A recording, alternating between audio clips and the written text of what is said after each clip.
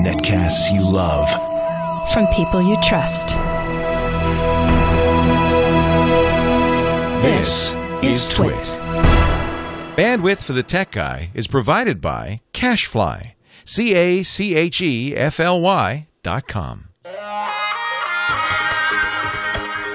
Hi, this is Leo Laporte, and this is my Tech Guy podcast. This show originally aired on the Premier Radio Networks on Saturday, September 1st, 2012, the first show of September 2012. This is episode 905. Enjoy.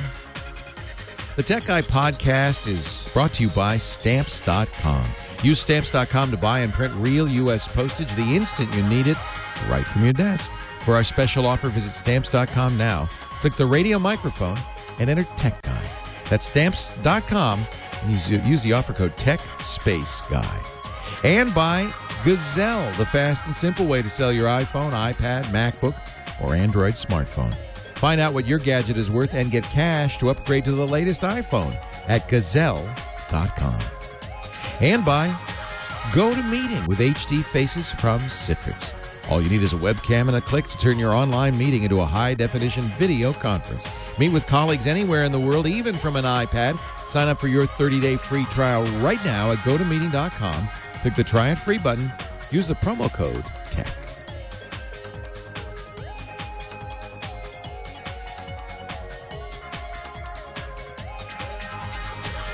Well, hey, how are you today? Leo Laporte here, the Tech Guy, and it's time to talk tech. First day of September. Oh, it's going to be a big month, too, for technology. Phone number is 8888 Ask Leo if you want to talk about anything with a chip in it, whether it's a computer, you want to talk about the internet. I guess the internet has a chip in it somewhere out there in the cloud. We could also talk about cell phones. Well, they got chips in them. Home theater. Scott Wilkinson, our home theater guy, joins us in about half an hour, 33 after the hour. Anything else you want to talk about? If it's got technology, I'd love to talk about it. I may not know anything about it if it's something kind of obscure, but I'm kind of well versed in the mainstream cell phone, home theater, computer stuff. I just read a study. I don't know how good this is. I don't know how you know how studies are. I use the word cloud, C-L-O-U-D, cloud, puffy little cloud, for anything that's in the internet. It comes from an old diagramming standard where if when stuff goes up to the internet, it kind of enters the cloud, right?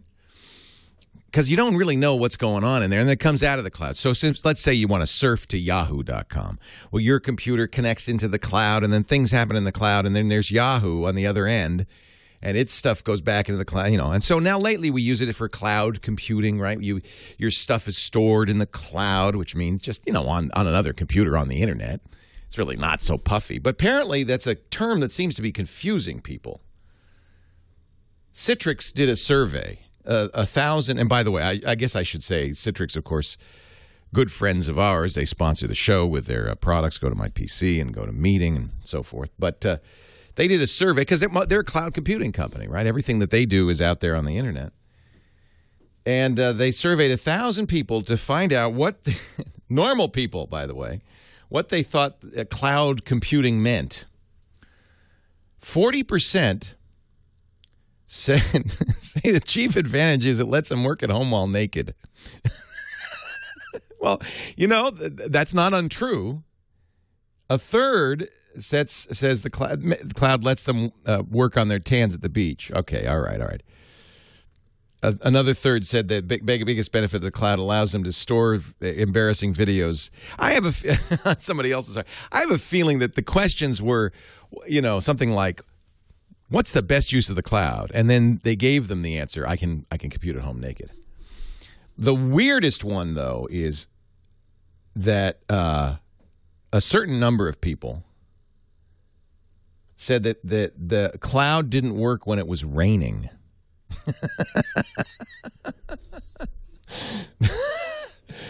And I think the more serious stuff, 54% say They never use cloud computing. Now, I got to tell you, every one of you does. If you've ever gone on the internet, that's a cloud, all right? That's what the cloud is, the internet. So you do. I mean, when you're surfing to a website, the website is on the other end of the cloud. So that shows some confusion about it.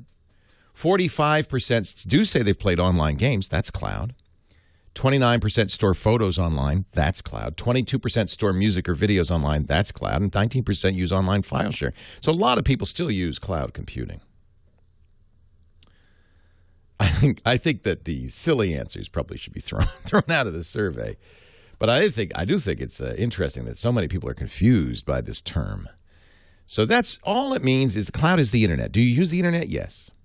You're using cloud computing. And if you store stuff up there, then you really are using cloud computing. And no, it doesn't affect it when it rains. It rains. Has nothing to do with it. Now that we've cleared that up. See, this is why you listen to this show. It's learn important stuff like that. Well, we got a big week coming up. We've already kind of started this past week. The IFA conference was going on in Berlin, Germany. IFA stands for some German phrase that I can't even pronounce, but essentially it's used to be a radio conference, and it's become a mobile computing conference. And Samsung and a number of other companies took this conference as an opportunity to announce Windows 8 stuff. So Samsung announced its Windows 8 phone, the Active S, and it looks nice, 4.8 inches. Windows 8 phone is the successor to the current Windows 7 phone. Well, that makes sense. It's one better. And it's completely incompatible. And if you have an existing Windows 7 phone, forget it. You're not going to get an upgrade. You have to buy a new Windows 8 phone to take advantage of it.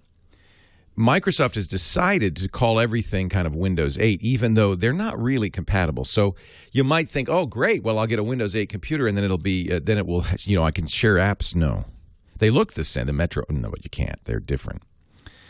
There is also, they also announced Windows 8 computers, and, I've been saying for a while you should wait to find out what these look like if you think you're going to upgrade to Windows 8, because I suspected, and I was right, that Windows 8 computers would be kind of different from Windows 7 computers. And many of them have touch. A lot of them are detachable so that you can turn it into a tablet. Many of them are convertible. We've seen these before but see, Windows 8 is so touch specific that I thought that, and I suspected there'd be kind of a lot of touch in Windows 8 computers. And Lenovo, Dell, Samsung all announced touch-enabled Windows 8 computers. They also announced their Windows RT tablets, which look exactly like a Windows 8 phone or a Windows 8 desktop. They've got that tiled Metro interface, but they're not compatible with either. So I think that I have a feeling that there's going to be a lot of confusion. So you heard it here that, Windows 8 on the desktop or laptop may look the same. It has that style. Microsoft doesn't want to call it Metro anymore, but that's what it is. It's that tiled style that started on Windows Phone. But applications written for that do not run on the tablet, which is Windows RT. I don't know why they call it that, but that's what they call it, Windows RT. It looks exactly the same. If you line that up next to a Windows 8 computer, you'd say the same. No. And then if you shrink the screen a little bit to 4.8 inches or thereabouts, you're going to get Windows 8 phone, which looks exactly the same but isn't either. So just so you know, they're going to call, apparently I was surprised, they're going to call the phone a Windows 8 phone, not a Windows Phone 8. It's all Windows 8 now. And this could be a little confusing to some. Just want to let you know ahead of time so you know what's going to look like. And, and if you've been waiting to see, should I buy a Windows 8 computer? Well, now they're out. You might say, hey, gee, I think I'm going to get a Windows 7 computer and just stop there. I think a lot of people are going to do that. I don't need to go to Windows 8. It's so different. Microsoft has really said, nope, we are gonna bet the farm on a completely new tablet-centric. I really think that's the bottom line on this tablet-centric operating system. Now, this week, we will see Nokia presumably announce its Windows 8 phone. They have a very good Windows 7 phone, the Lumia 800 and 900. They may announce a Windows RT tablet. I wouldn't be surprised. And then that's September 5th. I think Google and Motorola are announcing a new Android phones then. I think the Droid HD, I think is what they're going to call it. And then September 6th, Amazon has a big announcement. And the consensus seems to be new Amazon Kindles, including a new tablet, Kindle Fire tablet. That's gotten to be a very competitive space. Now, the little 7-inch tablets, because Apple supposedly is coming out with a 7.85-inch tablet. It's really more like an 8-inch, isn't it? Sometime next month. And then Apple's, I'm sorry, this is confusing, I know. And I'm not helping any. Apple has an announcement, but which they have not told anybody about, but which everybody has guessed will be September 12th. And that will be the new iPhone, which we don't know anything about, except we're guessing, and I'll tell you a little more about that later. Does that all make sense? No. All right. 8888 Ask Leo. Your call's next. Leo Laporte, the tech guy. We talked last week a lot about the Apple-Samsung lawsuit, and, of course, Apple won that lawsuit, and Samsung's been fined $1 billion. The judge can come back and triple those damages. She will be hearing that case in a couple of months. And then, of course, Apple has asked that those infringing Samsung phones will be blocked from the U.S. And now, on Friday, they amended their complaint saying, hey, by the way, can you also block the Samsung Galaxy S3 and the Galaxy Note? It's getting on our nerves.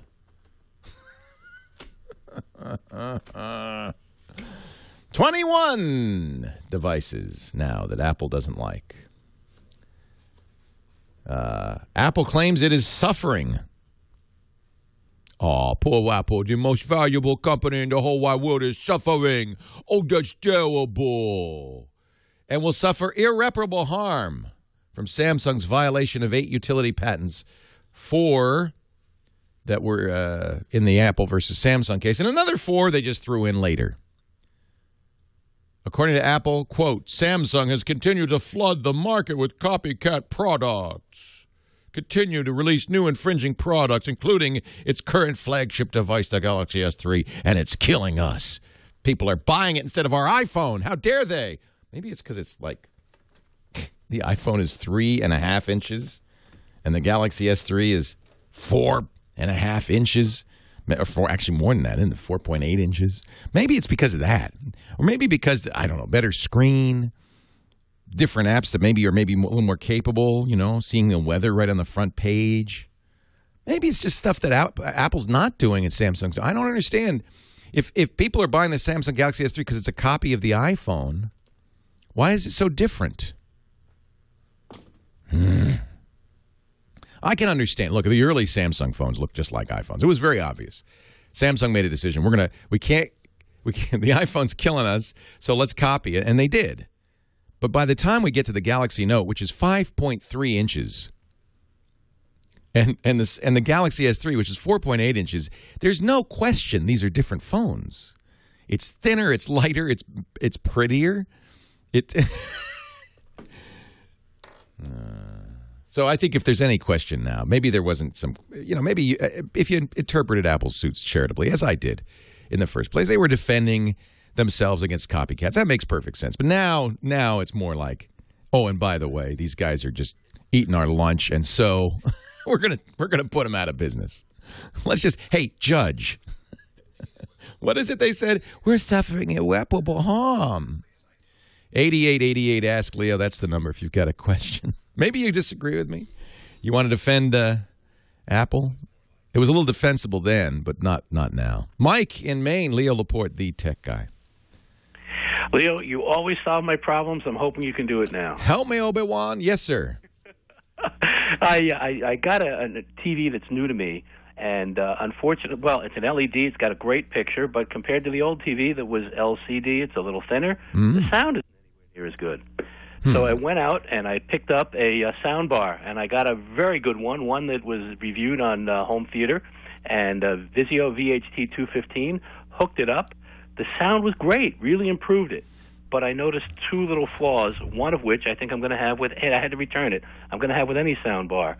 It blocks the infrared remote to the Sony.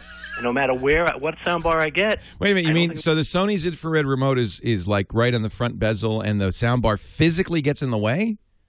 Physically gets in the way, and it's a 40-inch TV, and the soundbars are typically 40 inches long, and there's no way that I can find that I think I'm going to find a soundbar that I'll be able to use and have it centered appropriately. No, I think you're right, Mike, because it has to be a certain height. But the fault here lies not with the soundbar, or probably even with Sony. You've got to raise the TV up a little bit. Maybe get a stand or something. Well, I got it on a little desk, and it works great. And I have it on the Sony stand. And I guess maybe if I put a block of wood or something underneath it, it'll work. But I'm wondering if there's anything else you might recommend that I can use. There are IR extenders that might do this. So what it does, it's just an extension cord, kind of, I guess, for the infrared.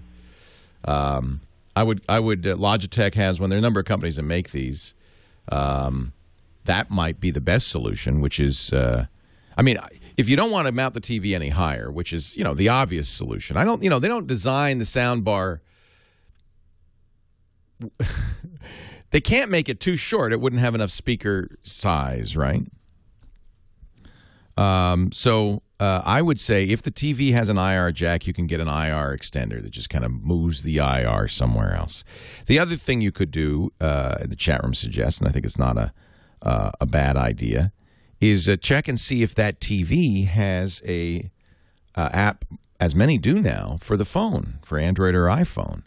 I control my stereo receiver, my Sonos, a lot of stuff, my Apple TV from the phone. And then you're using Wi-Fi instead of IR, which actually is better because you don't have to be line of sight to the TV. It's kind of an interesting problem. I go to monoprice.com. That's always a good place to find inexpensive things like IR extenders. Won't cost you too much. The other possibility, and this would work, is to mount the soundbar above the TV.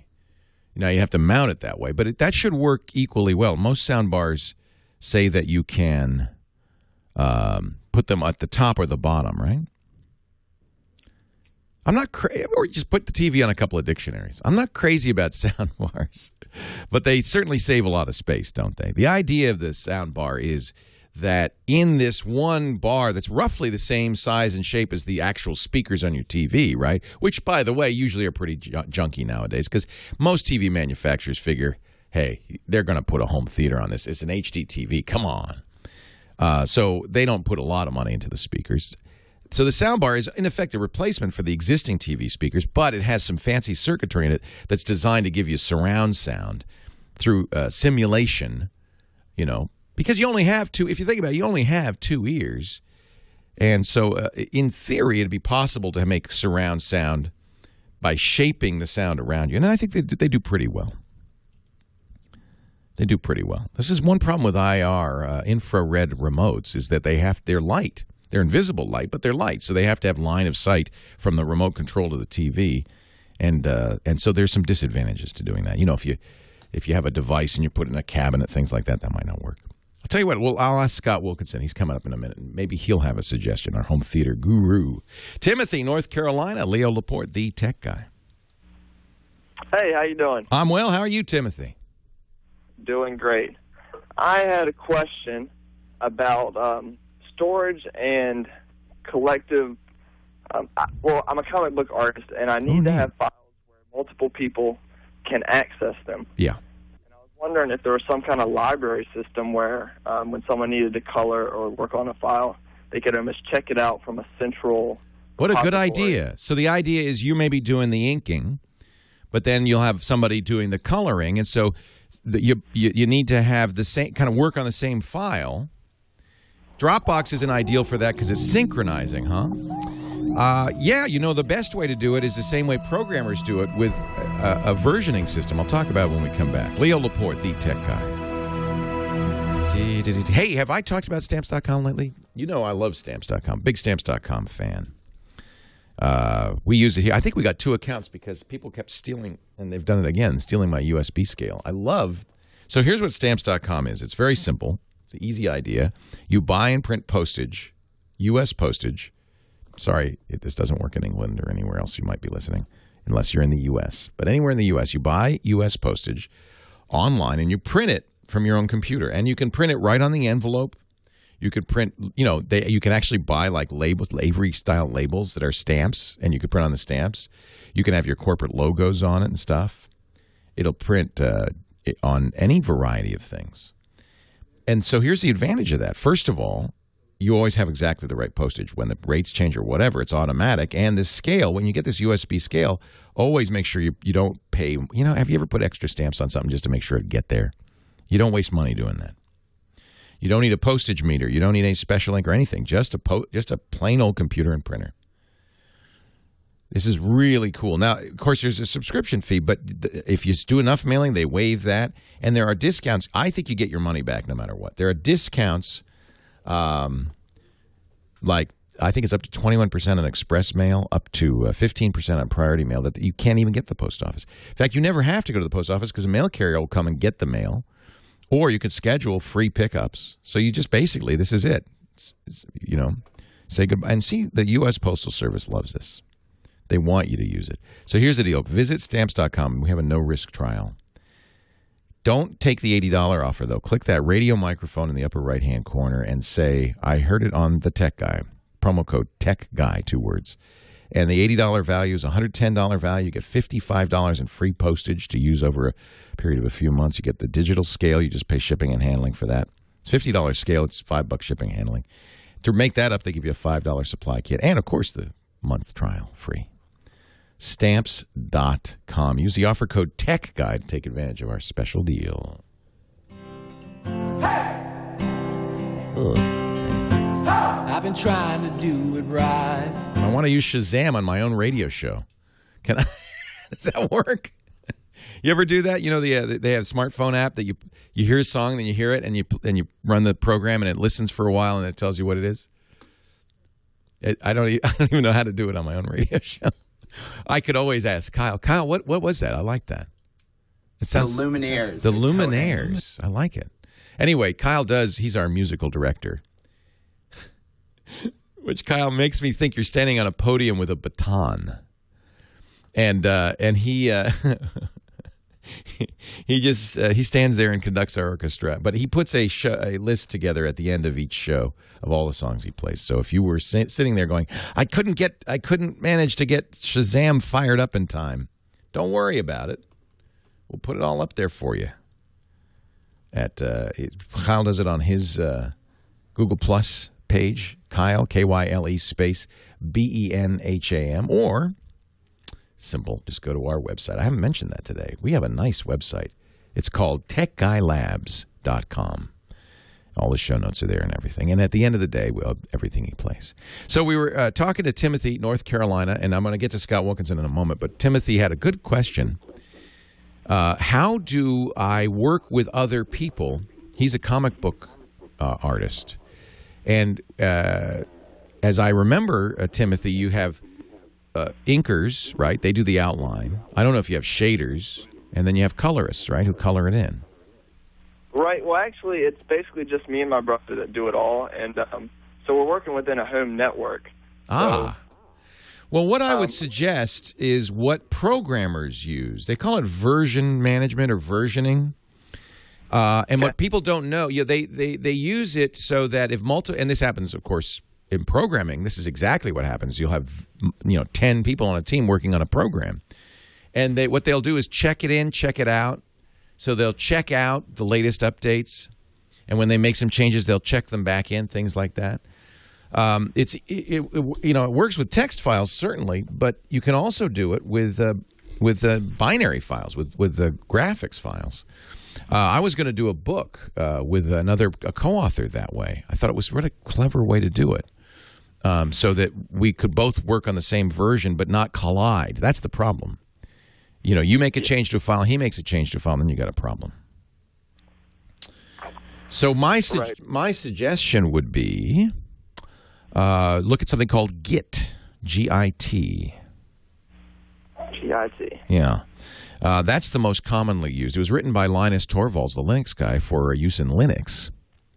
But it's now widely used for everybody.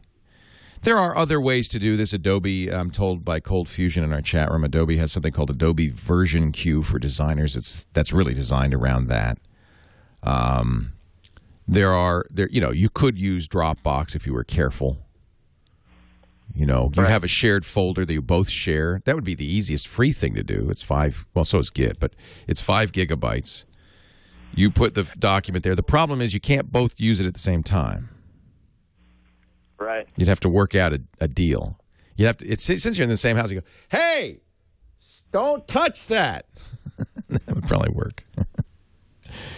If you're on a network, if you're always on the same network, just sharing a folder would work. Share it on the network, and then you don't even need Dropbox. But if you ever wanted to leave the home network, is it always on the home network?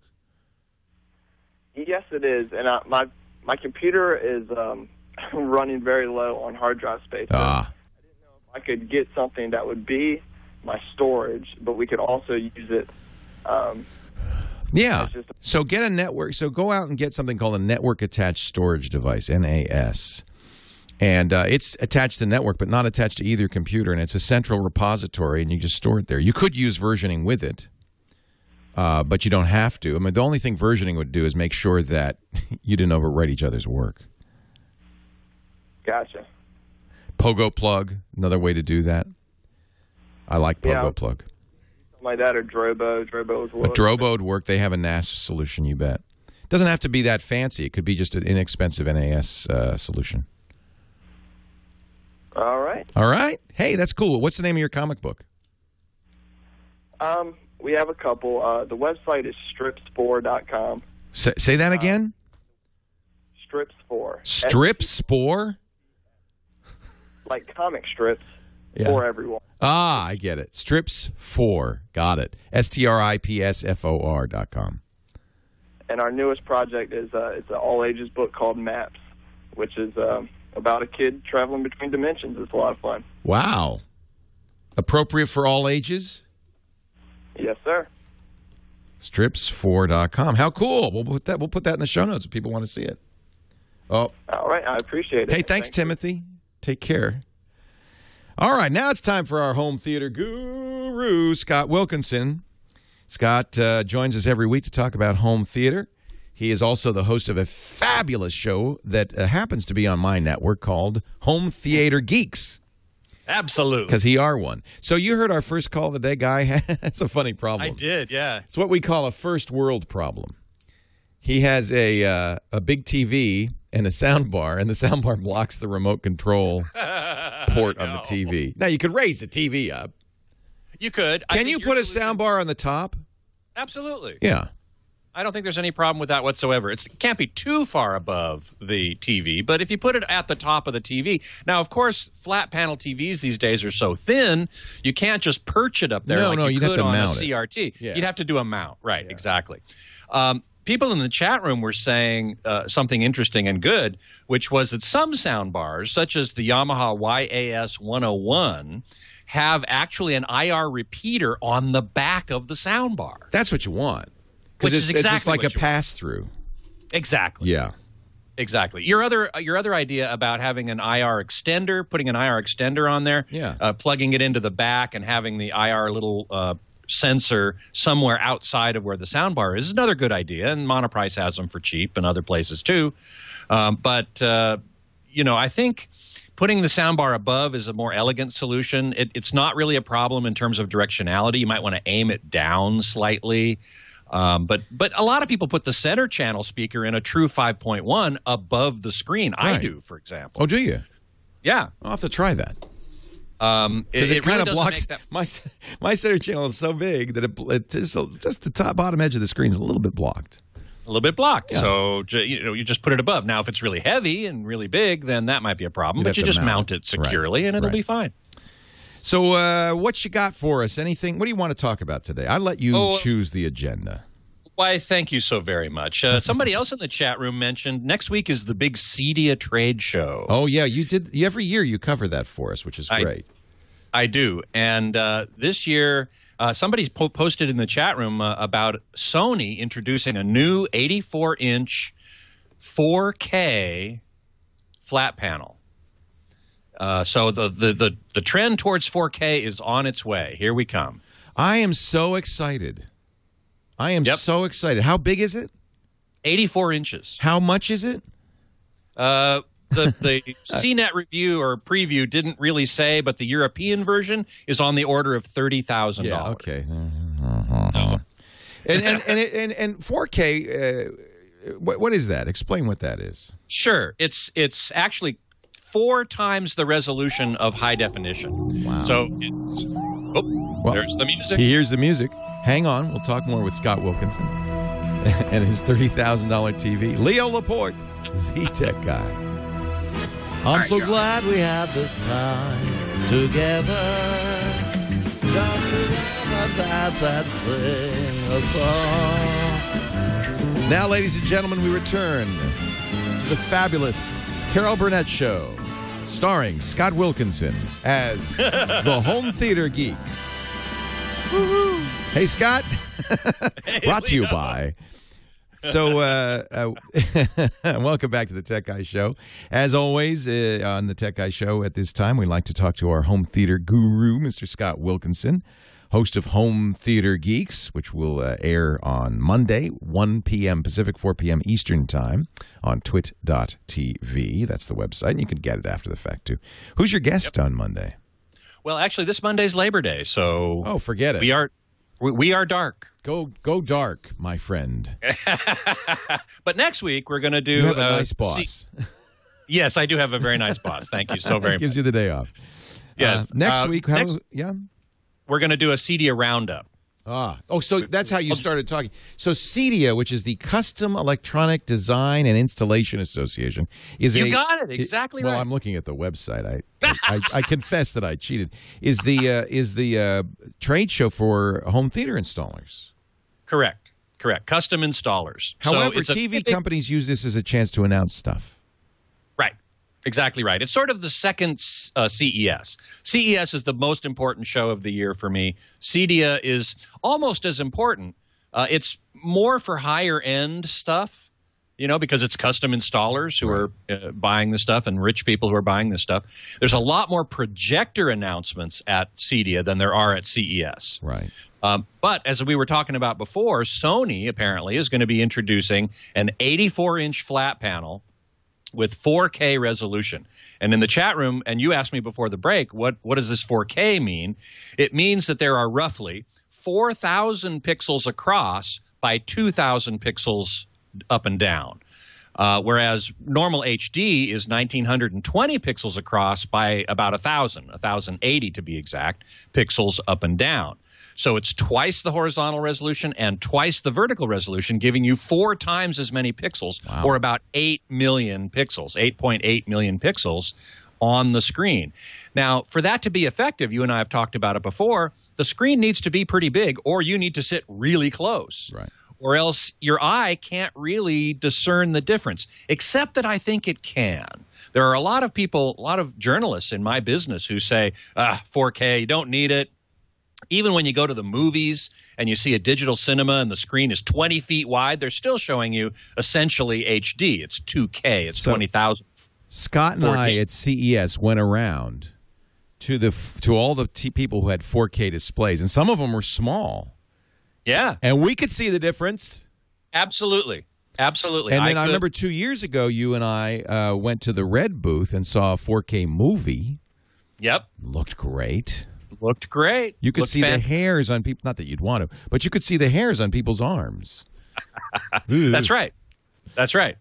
Now, when in the early days of HD, newscasters were afraid because they, oh my God, they're going to see every wrinkle. Well, now they shave their arms. Right. Or something. And now, if we ever get 4K, see, the problem with 4K is that there isn't any content. And so all these TVs and displays that are 4K can do is upconvert. Right. But get ready. And you know what what's going to drive this is The Hobbit. Because Peter Jackson is shooting this, I think he's shooting it with red cameras, which are correct, which are either 4 or 5K. They're actually 5K, but it'll be converted down to 4. So you will be able to get so this will be, will it be Blu-ray, or you're going to have a new format? That's the problem. How is that 4K content going to be? You'll get a hard drive. or a thumb drive. Oh, maybe. You could. Now, Red introduced a 4K hard disk server essentially for its 4K projector, and it said it was going to be able. You were going to be able to load 4K content onto that thing just using like an SD card, super high capacity SD card, but nonetheless, essentially a little memory stick. Load that thing on there. So it could be that you could buy that. Go to the store and instead of cheap. I don't. How big would it have to be? Let's see, 8K is 8 times HD, the number of pixels?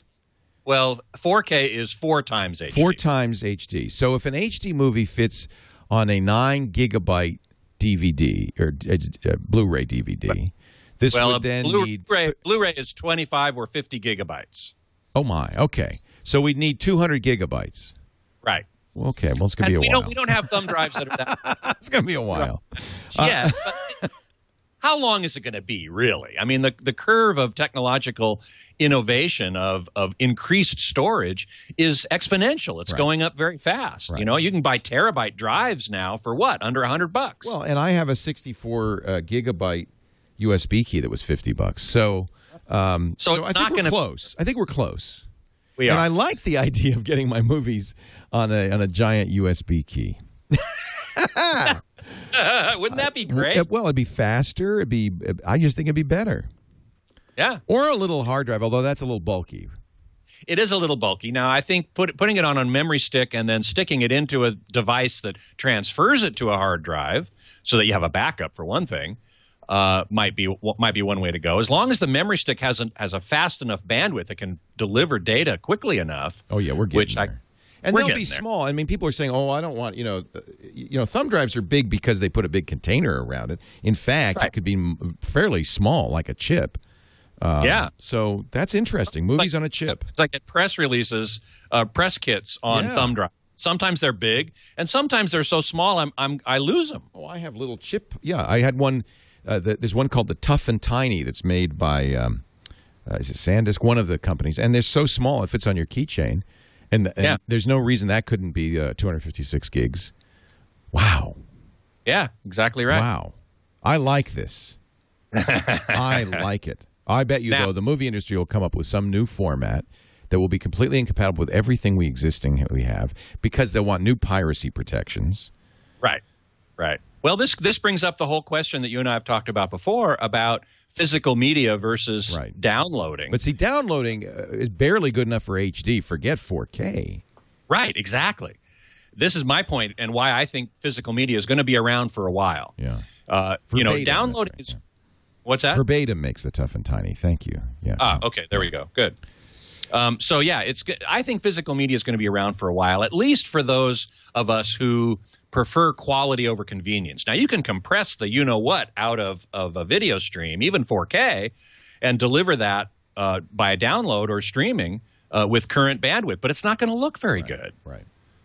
I'm excited. I'm excited. So this is a harbinger. The fact that Sony is making this TV and showing it in sufficient quantity to sell it means that other companies will, and that prices will drop. The first HD TVs, the first plasmas, were $30,000. So this is not a big deal. That's right. And they were 40 inches. Right. And this is $30,000 for 84 inches. LG also has an 84-inch. I think it's a 4K as well. Another interesting point about the Sony is that it's the first Sony to use passive 3D glasses. It's 3D, of course, but it's using the passive glasses rather than the active glasses that Sony has used in all their 3D TVs up till now. Actually, we have 3D to thank for the. I hate 3D, as everybody knows, because I don't stop saying this all over and over. It's a stupid gimmick, but we have 3D to thank for the fact that these 4K panels are emerging because they're making 4K panels so that you get 3D in high def. Yes, you need two high def screens in effect to do 3D in high def. Correct. Yep, exactly right. Current high-def 3D in passive glasses only gives you 540 lines per eye. Now, the brain fuses those together, so we do see more detail than you might expect from that, but it's still a bit of a problem. Now, when you put a 3D like that on a 4K display, you're getting full 1080 lines in each eye, so you're seeing true full high-def with passive glasses and not those big, bulky, expensive active shutter glasses. So this is a really good thing, I think. And the reason, and I agree with you 100%, that's why we're getting 4K now. Right. And so that's I'll really put up with 3D just so that we get 4K, because that's what I want. And actually, you know what? I'm worried. I have a feeling that we're going to skip 4K and go right to 8K, because as you said, they were showing the Olympics at 8K, almost 8K. That's right. In Japan and in certain venues in England, they were showing. One of our chatters said he tried to go see it in England, and the line was 3 miles long. Oh, my God, really? Well, everybody wants to see this. Yeah. Everybody should be seeing Scott Wilkinson's Home Theater Geeks on twit.tv every Monday, except this Monday at 1 p.m. Pacific, 4 p.m. Eastern. Thank you, Scott. My pleasure. Take care. And by the way, you can get a 256-gig thumb drive right now. It's only $500. Nothing. Leo Laporte, the tech guy.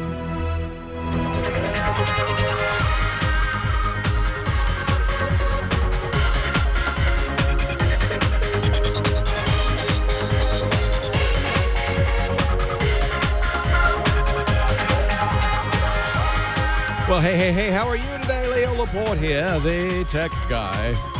It's time to talk computers, the internet, cell phones, camcorders, MP3 players, home theater, all that jazz. 8888. Ask Leo. That's the phone number if you've got a question. If there's something you'd like to know more about. 8888. Ask Leo. Converts to 888-827 5536. That's toll free from anywhere inside the U.S. Outside the U.S., no problem. You just use Skype out. It's free to a toll-free number. Mark's patiently hanging on. Hi, Mark. Leo Laporte, the tech guy. Hello, Leo. I got probably an interesting one for you here.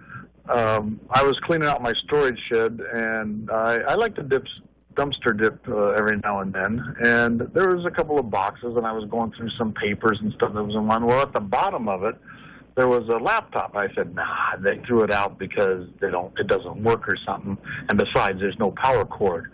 Well, I flipped over a few more papers, and there was the power cord and everything. I said, oh, what the hell, I'll take it home. It's a Dell Inspiron 2200. Okay. And and lo and behold, the battery doesn't work. I guess that's what the blinking yellow light is in the front. Yeah, and that they probably just assume because the battery no longer charges that the thing is broken, but it's not. Yeah, so, I can get online and everything, but my wife uses AOL a lot, and I know she's probably gobbling up cookies.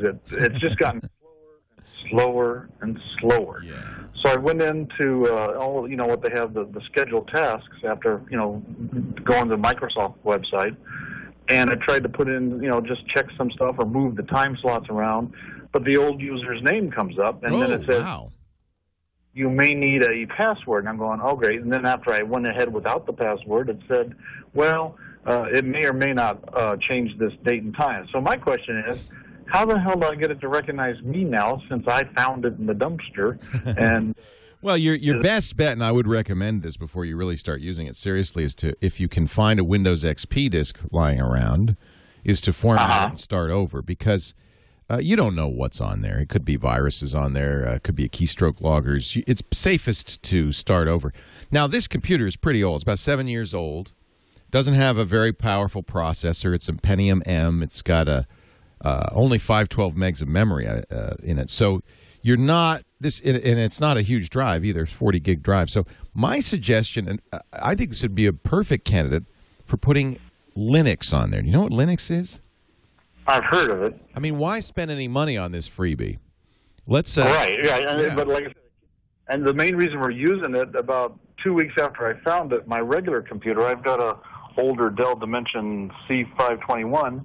One day I turned it on, and you know how and it's got the Windows Vista on it, and you know how you hear the music when it comes on and all that? Yeah. Nothing came on the screen.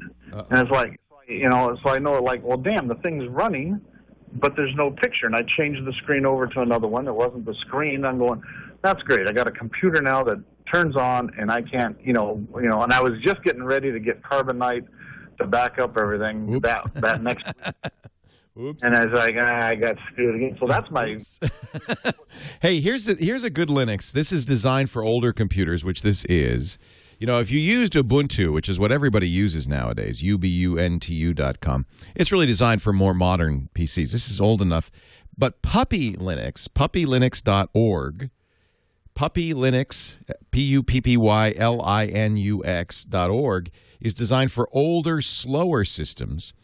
You can download it for free, put it on a USB key or a CD, and then boot to it in the Dell, and then I would format the drive, repartition it, format it, overwrite it. You don't want anything that's on there because it's somebody else's stuff. Could be somebody else's viruses. And just for, to give the person some privacy, just overwrite it with the Linux. It's very Windows-like. You're going to feel fairly comfortable with it. You can browse. You can't run AOL on it. I mean, if you really need to run AOL, I mean, that might be a problem. But it will run pretty fast and snappy. It will not bog down. You can go to AOL on the web, of course, and still get your AOL email, things like that. So I think this is the best idea. Now, Utah Roger is saying that if you could find somebody with the proper Dell recovery disks for a 2200, or you called Dell and you talked them into sending you those, and I think they do that for a nominal price, you could recover it with all the proper drivers, and it would then be very much like it was, when it came home from the factory in 2005. The problem with a 2005 computer is if you're trying to do 2012 stuff on it, you might find it's a little slow. I like the idea of putting putting Linux on an older computer and turning it into kind of an internet box, just designed to run internet stuff. We have actually, I'll give myself a little plug, at TWiT.tv, that's our podcast network, TWiT, short for This Week in Tech, .tv/KH. We have a show called Know How. And one of the shows we did was pretty much exactly what I'm suggesting, which is putting Puppy Linux on an old Dell laptop. It's from August 12th. It's number 5, Resurrect an Old PC with Linux. So if you want a little hand-holding, we walk you through it in a video you can look at twit.tv/KH. And that'll make it a little... It's not a hard thing to do. It won't take you too much time. And the nice thing is, why put extra money? And, you don't know how this is going to turn out. So don't spend money on another version of Linux when you could just put something free on it. It's one of the nice things of Windows when you can put something free on it like Linux. Frank in Texas, Leo Laporte, the tech guy. Hi, Frank. Hi, Leo. Hey. My question is I want to reformat my C drive, but I wasn't sure if that would also erase my D drive partition, which is the recovery partition on my... No, it won't. I mean, be careful how you do it, but if you just... you'll lose Windows, you'll have to start over, but you will have that recovery partition. Okay, so if I reformat it, could I still do a factory restore through D partition? Yeah, but don't reformat before you do that. Do the factory restore, because that will format it for you, and then you'll be sure that it's all running. Okay. You know what I'm saying? Yeah, just do the restore now, and as part of the restore, you can format C and start from scratch. That's the best way to do it. That's what I was trying to figure out. Yeah, that way you're guaranteeing that the recovery partition will run.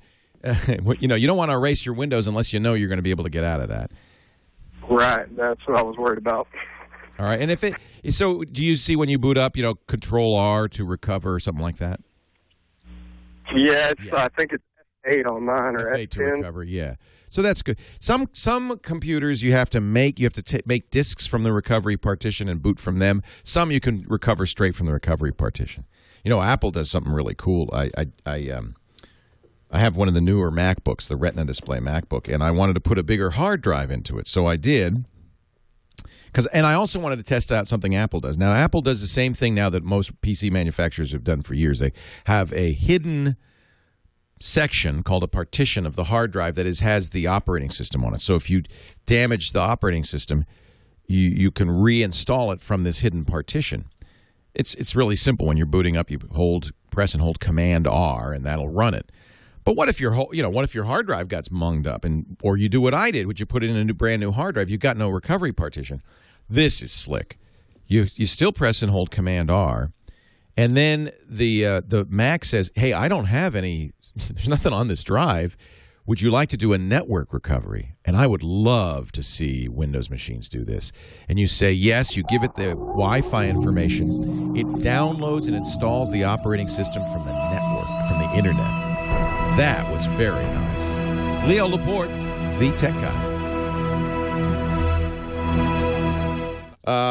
Hey, real quickly, because I know there's new phones coming out. You know there's new phones coming out. Maybe you're looking at some of these gadgets. Here's the problem. There'll be a new iPhone September 12th. But, of course, as soon as they announce it, your old iPhone's going to plummet in value, right? So here's what you do. Go to gazelle.com right now and get a 30-day quote. They guarantee their quotes for 30 days. This is kind of sneaky. But I would suggest doing this before the new iPhone comes out, or say the new, maybe you want a new Nokia phone. They'll take cell phones, Samsung, HTC, BlackBerry, RIM, Nokia, Motorola. But let's say, I have a 4S, and I'm really curious about this iPhone 5. But what you do now is get the quote now, okay? So iPhone 4S, it's on AT&T in my case. I think I have a 32 gig, $280. So that they're offering it now. That is locked in for 30 days at gazelle.com, and they pay the shipping on any gadget worth more than $1.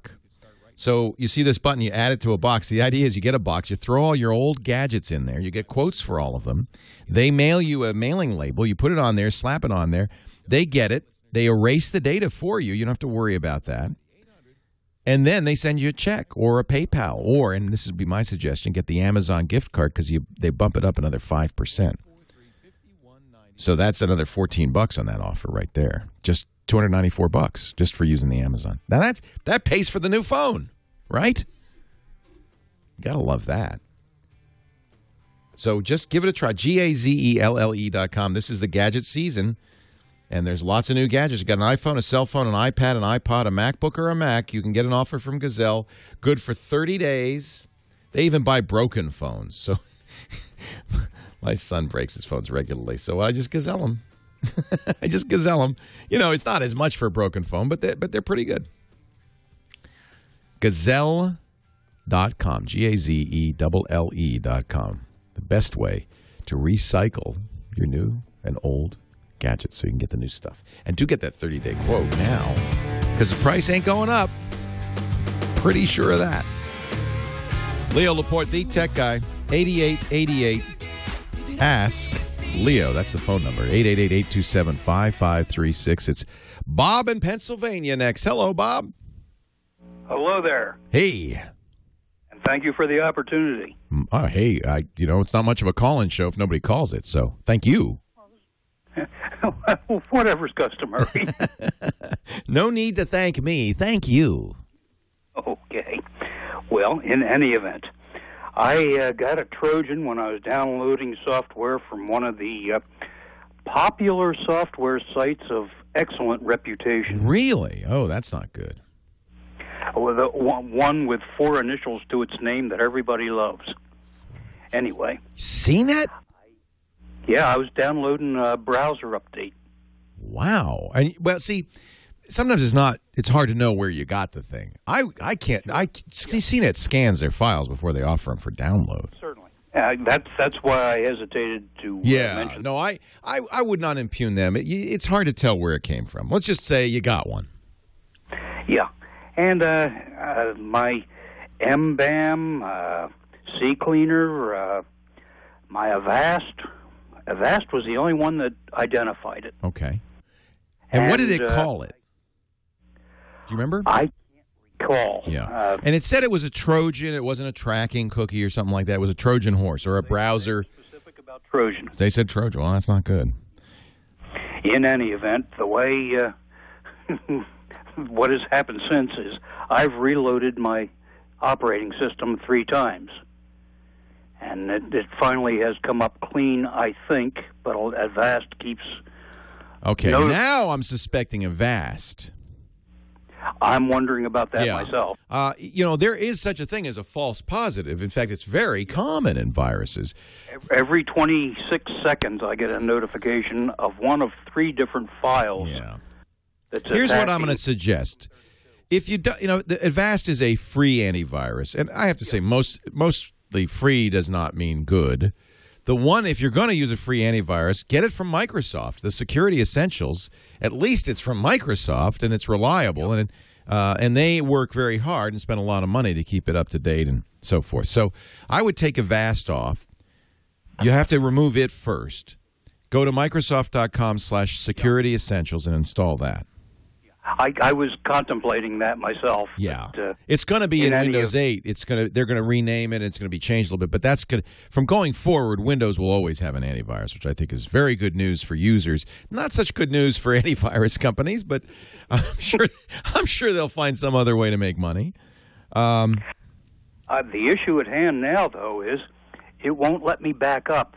Yeah, it doesn't CD, and I have no way of knowing how to let it CD. Yeah. If I go to my USB, which is the way I used to do it was daily onto D and then weekly onto a separate hard drive. Is D a partition? Yes. Okay. And you can see other partitions, right? Well, I think that's the only one I've got. Okay. Or you can see other external drives, though. Yeah, I can see my external drive, but it won't show me where I had been backing up before. Yeah, maybe in the reinstall of Windows something went wrong. This is where my head's at this point. Do you think it's worthwhile to go for a 4th one? A 4th reinstall, not yet. Here's what I'm going to do, because I think you got a false positive is what I think. It is possible, by the way, there are really nasty viruses that can survive a reinstall of Windows. They'll sit on the master boot record. Or maybe they'll have been smart enough to put themselves, somewhere that is non-volatile. One of the reasons I like Avast because it always does a boot scan every time you boot up. Yeah, I'm not crazy about Avast. So here's what I would suggest: if you've been doing Windows Update regularly, have you? I have at this point. Yeah. Oh yeah, you're up to date now, aren't you? So Microsoft pushes out. It's not well known, but it pushes out. It's only well known if you listen to me, because I talk about it a lot. Something called a malicious software removal tool every second Tuesday. Tried to download that, and you don't have to download it; you have it. I've tried to play with it, and I just haven't been successful. Yeah, so click Start, and then in the Run command, so if you don't have a Run command, you can change your Start menu to expose that. You should always have the Run command turned on; it's very useful. But in the Start menu, there should be a Run ... Click that. No, there's not. Okay, well, you can right-click on the Start menu and turn it on. It's a customization. The program you want to run is mrt.exe. I'm sorry? MRT. You can also do Windows key R. That will also start the run command. Okay, and then type MRT and hit return. What that does is it runs, it's fun. I really think Microsoft should probably tell people about this. It runs this program. It's on your system. It just doesn't have a menu item in the Start menu for some reason. And here's another thing. Even though they update it every second Tuesday, they don't run a thorough scan. They just run a quick scan. So what you want to do is run a thorough scan. And it's not an antivirus exactly. It's a malicious software removal tool.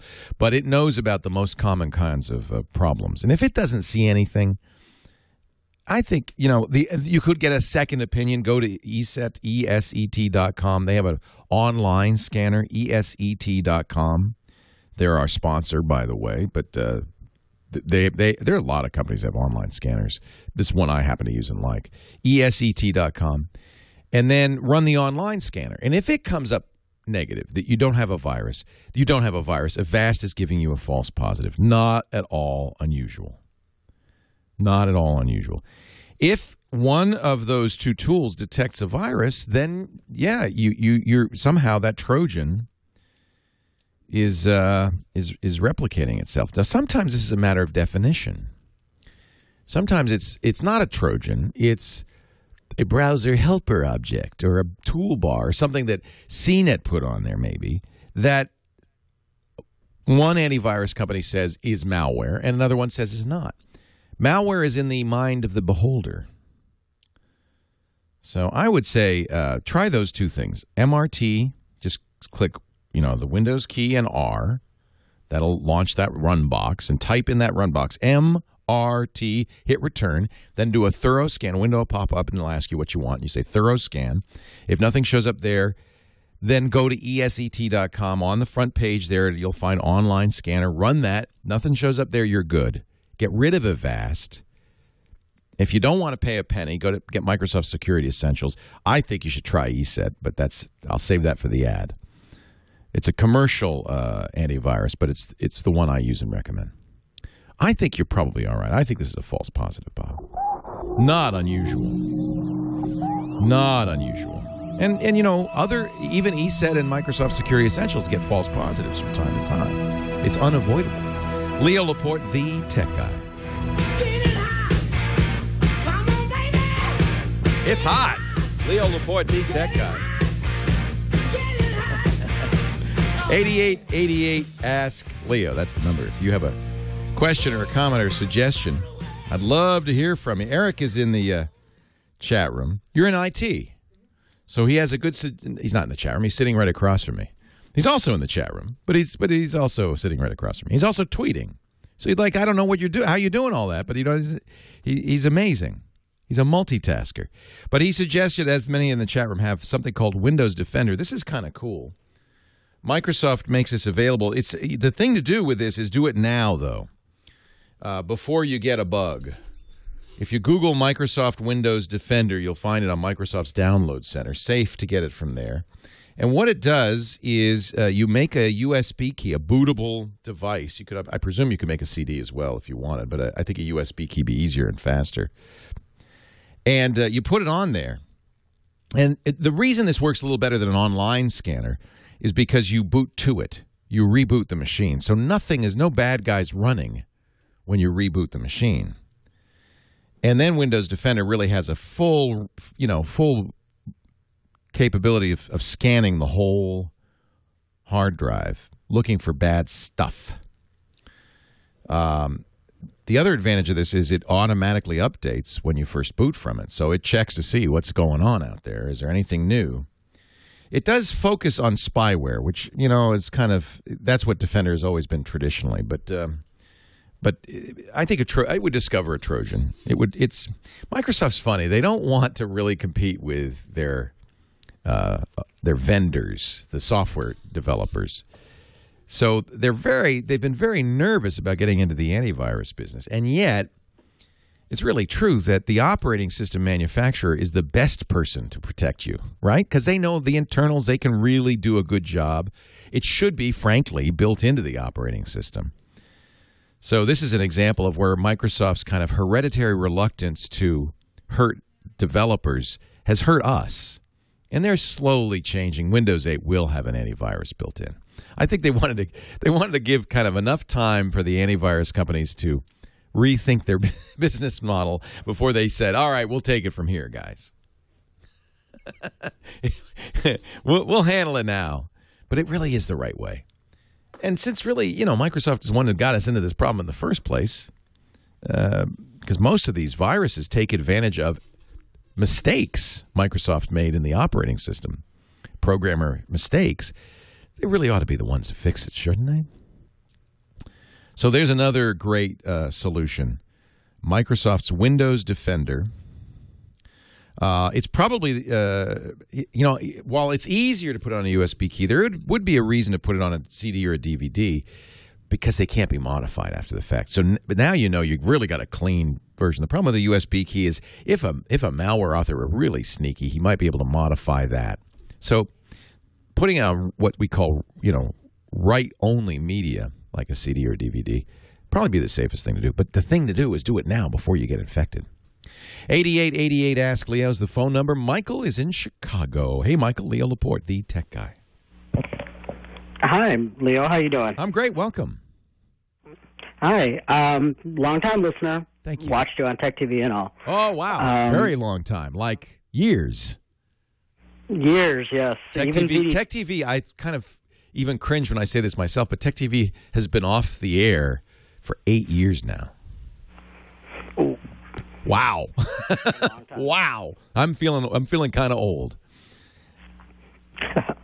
What can I do for you? Well, my question is, I have the wonderful Galaxy S3 on Verizon. Love it. And I would love to use my phone for everything that it was shipped with from Samsung, including the NFC chip, using Google Wallet, without jailbreaking my phone. However, Verizon does not allow it, or some things going on. No, it's Google. It's Google. So the Google Wallet doesn't work with the Galaxy S3, period. It doesn't support that phone. I don't know why. I'm sure it will, but for right now, it doesn't. Because I have a Galaxy S3 that is unlocked, that is not attached to any carrier, and it doesn't work on it either. Now, NFC does. Is your NFC not working? Yes, my NFC works fine. Okay, yeah, so it's just the Google Wallet. Yeah, I get the same message. It says, sorry, Wallet doesn't work on the Galaxy S3. And so I don't think it's Samsung. I think it's Google. Now, there are perhaps ways around it if you really want to use it. For instance, according to XDA developers, which is the ultimate source of hacking, Android hacking, this was a post from last year. You can easily install Google Wallet onto Galaxy Nexus with an APK. See, it's ironic. The Galaxy Nexus apparently also, which is Google's own phone, apparently does not work with Google Wallet. It says Google Wallet isn't available for devices with an NFC chip. That's just, I would say wait, because I think, that's the whole point of Google Wallet, isn't it? After all, they've just amended it so you could put any credit card. When it first came out, one credit card only. Well, I think it was Citibank, somebody's credit card. And then they've just recently amended it so you could put any of your credit cards in there. I would expect in the next week or so, month or so, whatever, Google will put out a new version of Wallet that works great with NFC. And now we got something. Of course, you need to get vendors to have NFC pay points. And then you could just tap your phone to it and pay. What would happen, by the way, is the NFC, which is it stands for Near Field Communications. In the Galaxy S3, it's actually in the battery. So there's a little radio, basically, in the battery, and if it needs to it's within a certain distance, just a few inches, of a passive NFC chip. The radio, believe it or not, powers the chip, and the chip sends information back into the phone. And then the phone interacts with it. So, for instance, we have an NFC chip here in the lobby of the Tech Guy Labs. And if you tap an NFC-enabled phone against it, it will launch Foursquare and check you in. It says, hey, you're here. That's just an example, but of course it could have information about a merchant. It could have information about a purchase. If you go to McDonald's, they have that pay point thing. Same idea. You'll tap your thing. I don't know what it is at McDonald's. You tap your thing against. I don't know what it is. Is there a special card? Something. And it goes, but it's a special card. And then you have to, now this is the key on the phone, you'll have to enter a PIN. So it's not like instant, but you'll enter a PIN. Of course you want that. That's for security. And then you're saying, yes, I authorize that charge. So we can't do it yet, I guess, because Google, for some reason, probably because they're waiting, I don't know, till more people have NFC. I don't know. Doesn't let you do it. Not something wrong. No, it's not Verizon. This one, normally you're right to blame Verizon. In this case, it's not Verizon's fault. All right. Thanks, Leo, for your help. Thanks, Michael. You like the S3? Yes, I love it. I finally found an Android phone that I do not want to smash against the wall. Yeah. Well, I think to some degree, it is a great hardware design from Samsung, but to some degree it's because Google finally has got Android really polished, and in this case it's running Ice Cream Sandwich, ICS, but the next version, Jelly Bean, is even better. And I understand that our S3s will get updated pretty soon, that they're gonna push out an update to Jelly Bean very soon, and I think you'll be very happy with it. This is where Apple is really, I believe, is really threatened. and maybe why they're trying to block these phones in the U.S. They've asked the judge to block Galaxy S3s, the top-of-the-line Google phone right now from Samsung. They're asked to block them on patent violations. And I have to say there's a real threat to Apple here because these phones are faster. They're LTE, so if you're Verizon, you're using the 4G network. Can't do that on an iPhone. Bigger screens, better screens, great software. They've caught up. Android has absolutely caught up, and I think it's terrifying Apple. Leo Laporte, the tech guy. And thereupon the credit card comes out. Leo Laporte, the tech guy. Pays a fortune, pays without a doubt. How long before paper money and credit cards are obsolete? We've seen this happen so fast in other areas. I mean, when's the last time you went inside a bank? Until ATM machines, that's how you got money. You'd go into the bank, you'd sign a piece of paper, and somebody would give you 20, 30, 40, 50, 60, 80. Now you just go to a machine. In fact, many banks are charging you if you dare go inside. Or you want to speak to a human, that's going to cost you. These things change so rapidly. And I think that it's going to be in the next 10 years that cash and even credit cards are just going to go away. It'll all be in your phone. It'll all be in your phone. And the funny thing is, we get used to this rate of change very quickly. Well, look what happened with when I was a young man even. The Wizard of Oz was on at Thanksgiving, and you could watch it once a year on Thanksgiving, and that's it. Then VCRs came out. You could own it. You could watch it anytime you wanted. Then DVDs came out. Now they're obsolete. Now Blu-rays are out. And how long before they're obsolete? Yeah, the Dr. Mom, right? Danny Kaye would host it, and you have to warn everybody. At the beginning of every broadcast, Danny Kaye would say, now here's a warning. It starts out in black and white and then goes into color. That's normal.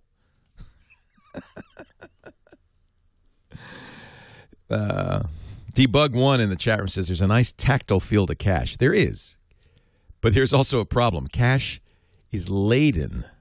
Maybe I shouldn't say this because it's going to freak people out. It's laden with germs. It is actually disgusting. And I guarantee you, once cash is gone, people will go, ooh, what were they thinking? Pieces of paper that would be handled by thousands of people, one after the other? Ugh. Chai in West L.A. Is that how I say it? Hi, Chai. Leo Laporte, the tech guy. Hi, how are you doing? I'm great. Welcome to the show. What can I do for you? I have a privacy question. My husband installed a wire-free video monitoring system so that we can watch our little dogs while we're at work. That's a good idea. Yeah, it's kind of cute. Anyway, I was just wondering, is there any way that someone could hack into it and someone else could be watching the dogs other than my husband and me? Oh, yeah. Definitely. It depends on how well protected that particular system is. A very well-known, this happened a few months ago, a very well-known camera system was hacked. And people could easily do a Google search for a certain term that was the website that quote, private website that you go to see your camera. And you could see people all over the place. I mean, so whose camera did you buy? It's in Victor Upton Edward. Oh, ViewZone. Yeah, those are good. That's actually a sponsor of ours in L.A. No, those ViewZones I think are fine. So that it's pretty safe, you think, yeah. Then? So what you want to do is watch for hacks. Because, and how would I do that? Well, every once in a while, Google ViewZone and hack. Oh, okay. Right now, as of right now, they are private. It really depends on how well implemented the encryption and so forth is. Okay. Yeah, but it's a reasonable thing. I wouldn't prance around naked in front of it. Well, but if it's just your dogs, I mean, it's not the end of the world. Yeah, no. But I mean, I'm home sometimes during the day, and we'll be talking, and it'll say, "Oh, I see you." So I'm just kind of going, "Whoa." Yeah. I hope it's just you that is seeing me. Anytime there's a camera on, there's a little bit of a risk, isn't there? Yeah. And I know people, very intelligent, not paranoid people, who tape over the cameras on their laptops. Yeah. Because in theory, same problem. It's possible to hack a laptop in such a way that the camera comes on and you don't know it.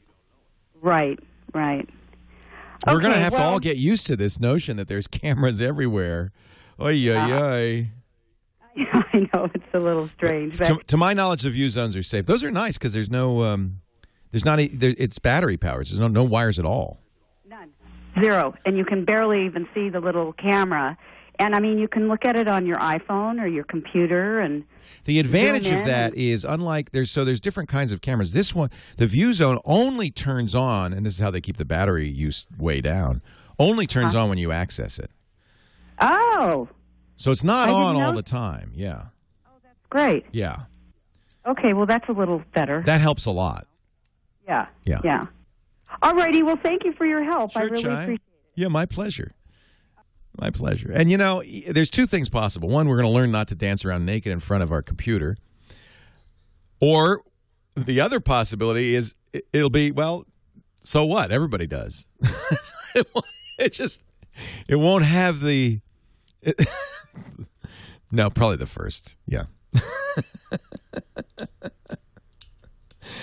8888 Ask Leo. I'm telling you, these things change very fast. Mores, everything. It all changes before you even know it.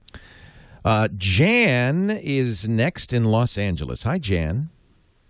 Well, hi, Leo. What a pleasure to talk with you. I just love your show. It's entertaining and informative, so thanks for what you give us. Well, that's because I'm dancing around naked right now. No, I'm not. No, I'm not. That would neither be entertaining nor informative. I think it'd be adorable myself. Well, you know, I joke, but the air conditioning has failed in the studio, and I have kind of stripped down my skivvies if you can handle that image in your mind. Ooh! Ooh! It's a little warm in here. Oh, I'm so sorry for you, Leo, but I'm happy for the rest of us. Jan, you crack me up. What can I do for you today?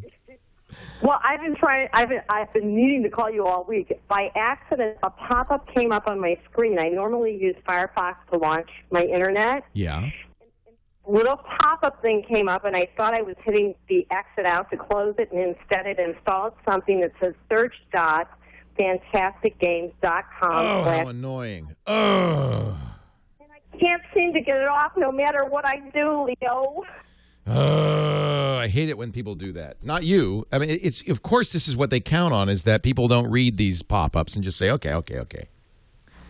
No, I thought I was closing it out, but instead it installed it, and now my computer runs slow. I lost all my history. It's just so frustrating, and I don't know how to revert back to my Firefox launcher. So you're saying now when you launch Firefox, this thing comes up? Yes, and what it says in the URL bar is search.fantasticgames.com/455, and there's a meta crawler, and it just, what happens is it pulls up all these advertisers. I hate that. So I'm not sure if it merely changed your homepage. It might be something that simple.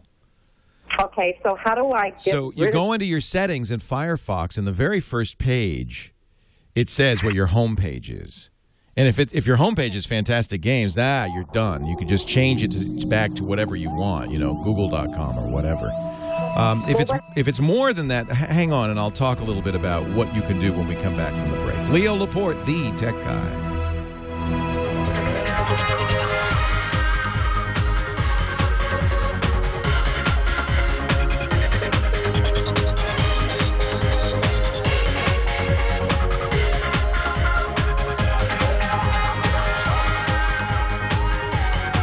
Well, a good day to you, Leo Laporte here, the tech guy. And we're talking computers, the internet, cell phones, any home theater, anything with a chip in it. 8888 Ask Leo's the number. That's the number Jan called because she clicked OK a little too quickly and got something called Fantastic Games stuck in her machine. Yes. So this is not uncommon. I'm not the Fantastic Games one, but this whole thing of basically hijacking your browser. And, of course, why do they do it? Because every time they pop up that ad or show you that site, they get a penny or two. And if they can infect millions of machines, it's good money. So the question is, how do we get rid of it? Yeah, that's the question. What do I do? So there are a number of different things you can do to get rid of it. The first thing I suggested is just to see if it might have been, if you're lucky, as benign as just changing your home page, your start page in your browser. But usually it's... Go ahead. Yeah, so how do I do that? Because I thought I tried to do that, and it keeps reverting back to that. Yeah, so that's right. So even though you change it, it goes back. Okay, that means they put some other stuff on there too. And it's as simple as probably a little program that runs every time you run Firefox and changes the browser. So what we would like to do is get rid of that because we don't know what else it might be doing. Okay. So I'm going to give you a couple of different things you can do, and I'm going to have to put an article on the website. I think I'll make it my tip of the week. We have on the new Tech Guy Lab site a tip every week. This would be a good one. So Josh, help me out here. We'll write this up. So what should you do if something bad gets on your system?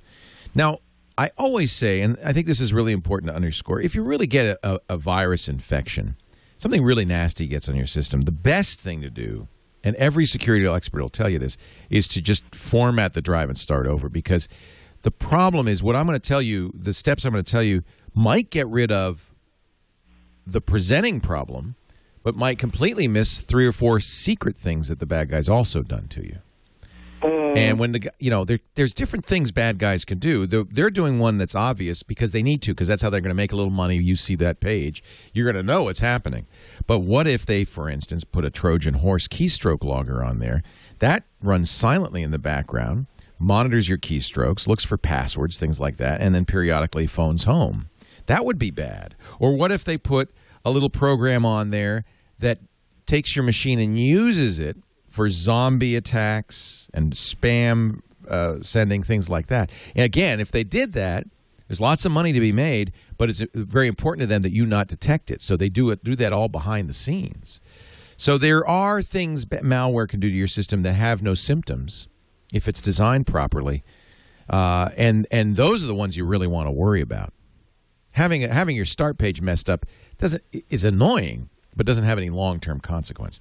So that's why experts will always say, and I always say, the safest thing to do is format and reinstall. But I'm going to tell you some other things short of that, because I know that's a big pain. First thing you might take a look at is System Restore. Everybody has, all modern versions of Windows have a System Restore feature that lets you go back in time. So what you could do is restore your system to a period in time before you clicked OK. All right. And that may be sufficient to get rid of it.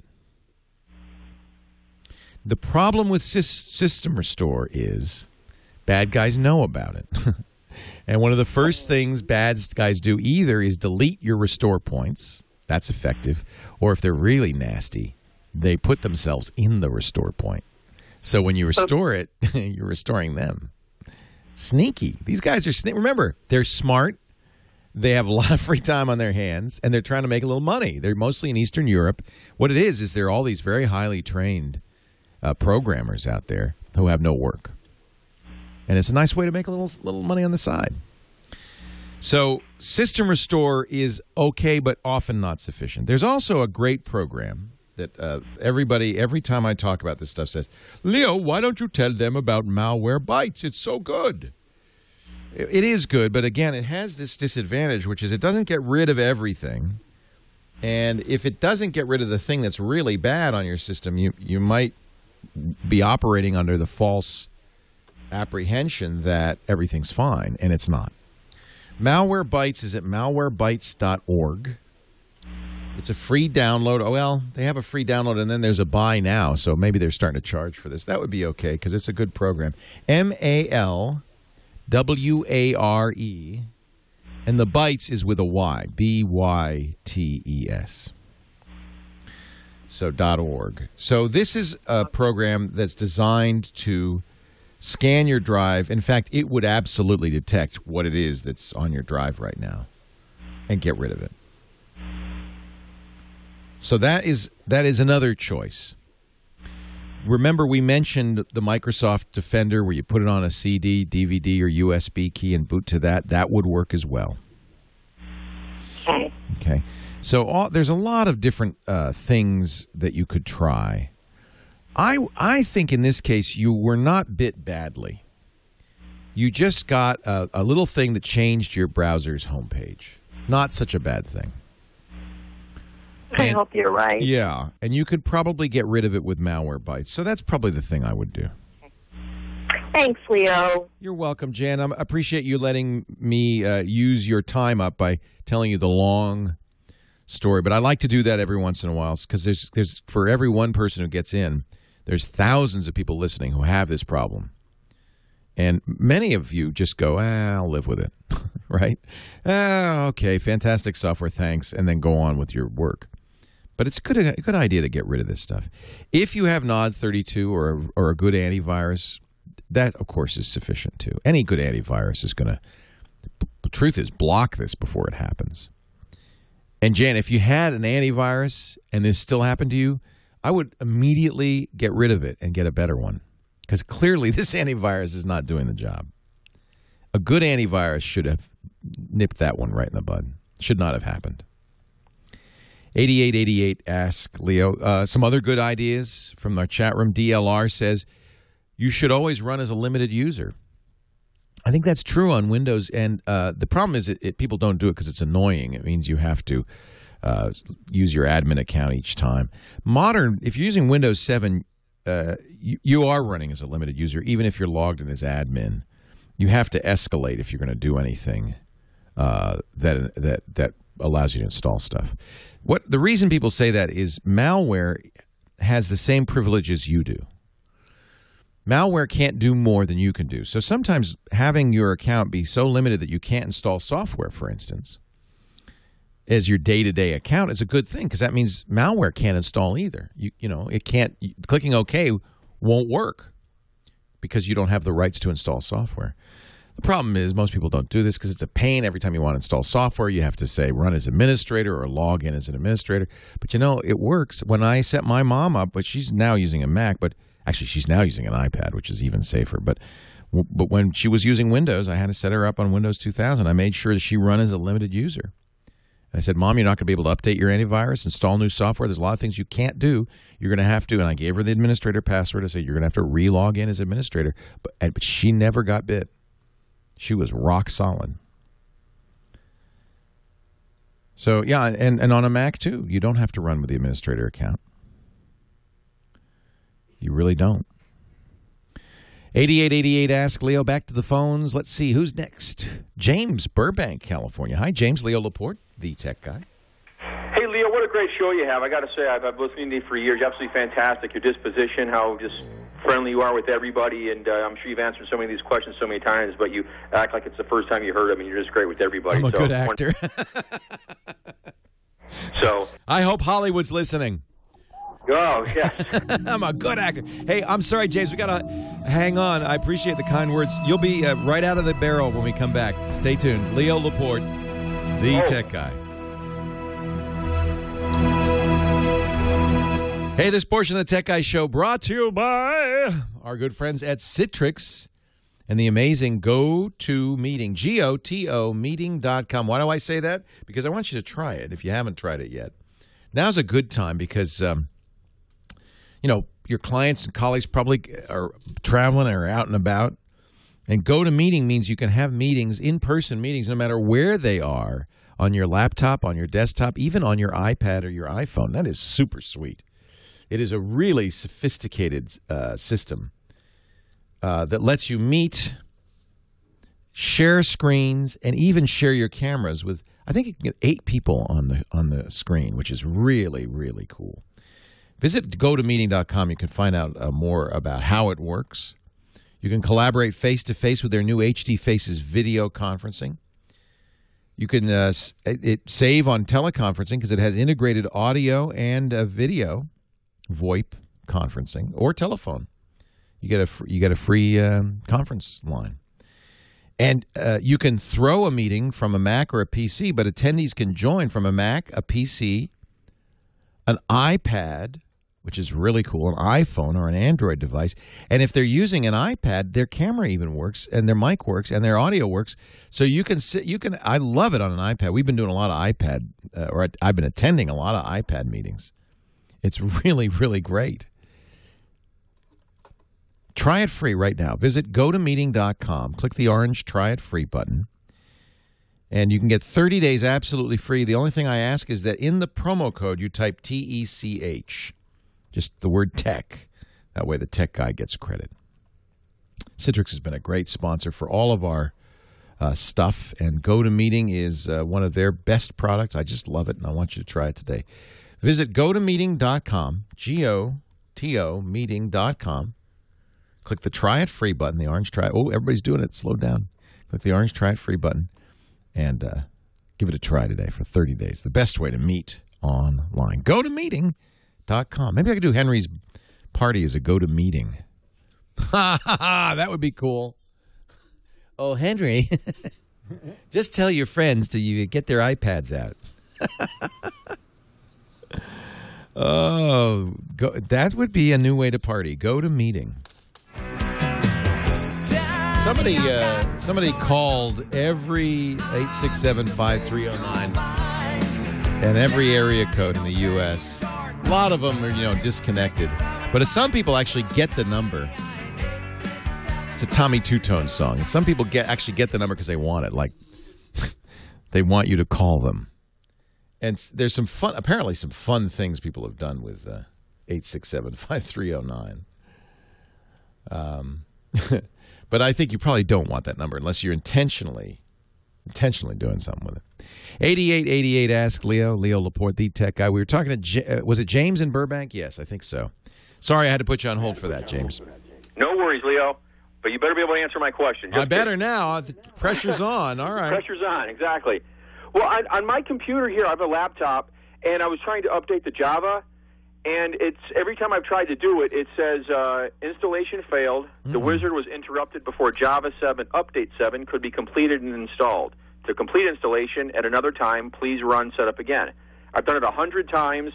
It won't do it. I've uninstalled my Java, and then I went on a couple message boards, and I saw that if you go under run and you type in, I forgot exactly what it said, but you type in like re-edit or something like that, and it pulls up these super, super hidden files. You even delete this one, and it still won't let me download Java no matter what I do.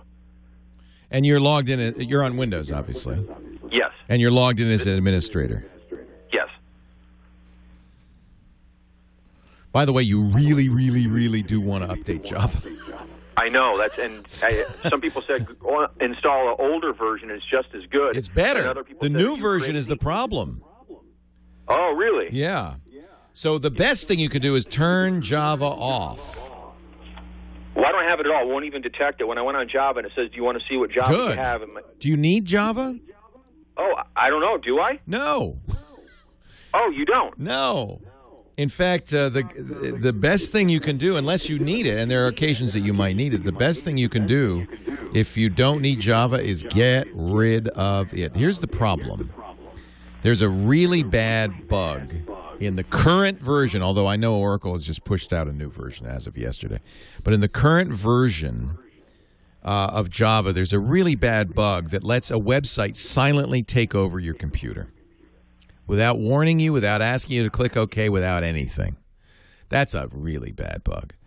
And unfortunately, most people just leave Java on even though they don't use it.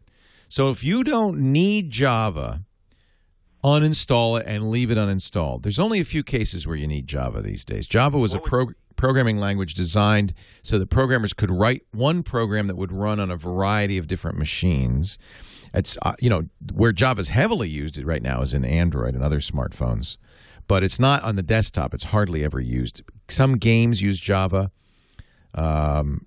Citrix uses Java. Go to my PC. GoToMeeting uses Java. But it's really dangerous to have it on there. What you really don't want is don't want the browser to silently run Java programs, which it will do by default. So it's sufficient, frankly, I think, to go into your browser and uncheck the Use Java box. But in my opinion, the best thing to do would be uninstall it. Minecraft uses Java.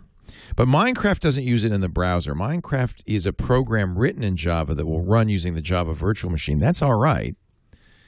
if you're running Minecraft, and it's it's the real issue is running automatically in the browser. Because if you go to a malicious page, and by the way, they're springing up like wildfire, and you have this version of Java on there, you don't have actually I can't even say you don't have the latest version because the latest version has it. It will automatically install bad stuff on your system without anything. Apparently, even the patch that Oracle put out yesterday has a problem. So it's a mess. On my work computer, do you think I should just uninstall Java on that work-related stuff only? Yeah. So what will happen is I say everybody uninstall Java now. If you get to something that needs Java, it'll tell you. And let's hope that okay. Yeah, and then let's hope by then there'll be a fixed version. Oh, all right. Most people are not using it. And so that's even more frustrating because this is a nasty bug that is everywhere. And it's using something that is on your machine that you don't use. My Apple stopped putting Java on computers a while ago because it's just not used anymore. Yeah, so take it off. Hey, Leo, thank you very much. You're the Eddie Van. Did you say? I'm the Eddie Van Halen. Oh, I hung up on him before I found out who I was. Sorry, quick button. I'm glad you asked about this. I've been meaning to talk about it. This is just maybe you meant Eddie Munster. Is that what you're the Eddie Munster of technology? Yeah, I am. It does not affect Android devices. Android's written in Java, but Android does not use the Java virtual machine provided by Oracle, and that's where the problem lies. It uses its own. In fact, that's why Oracle sued Google and lost, by the way.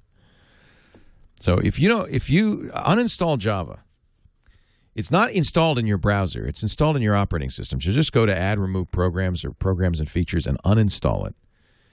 You can also go into your browser, and I would suggest doing this too. Let's be extra careful and disable the Java plugin. Just uncheck where it says Enable Java. Do not confuse Java with JavaScript. Despite the names, they're not related. They're not the same. Most websites do use JavaScript. Most websites do not use Java. And it is safe, as far as we know, to use a standalone program in Java. The problem is these browsers that launch it automatically. That's the problem. The Mac version is not safe. The Linux version is not safe. The Windows version is not safe. Java is unsafe at any speed. Nick in San Bernardino, Leo Laporte, the tech guy. Hey, how's it going, Leo? It's going well. How are you? Pretty good. My question to you is this. I have 2 routers at my house and a firewall called Firebox, and it's an Edge X5. I'm trying to run Windows Server 2008 R2 in a virtual machine on my computer, and I'm wondering if there's any way I can have that be the primary DNS and still access the internet. That's an interesting question. You want to, in effect, run your own domain name system. Right.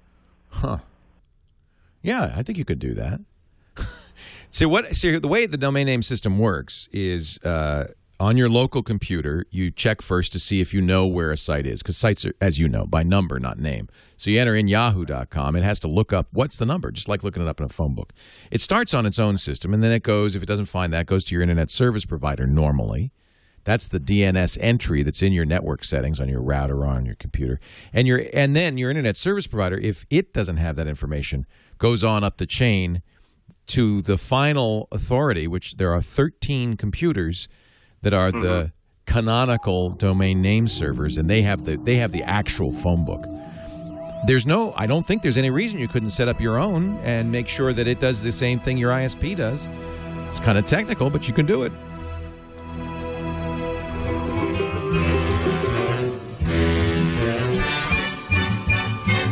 It's one of those crazy Kyle Benham medleys. Leo Laporte, the tech guy, our musical director, Kyle Benham, obviously bored to tears. He puts together his playlists, and we make them available on the website, techguylabs.com. So I guess we should talk about this Java vulnerability. I should really have been talking about it all day because it's so ugly. Java is a programming language which was in great vogue in the mid-'90s. It was created by Sun Microsystems. A guy named James Gosling wrote it.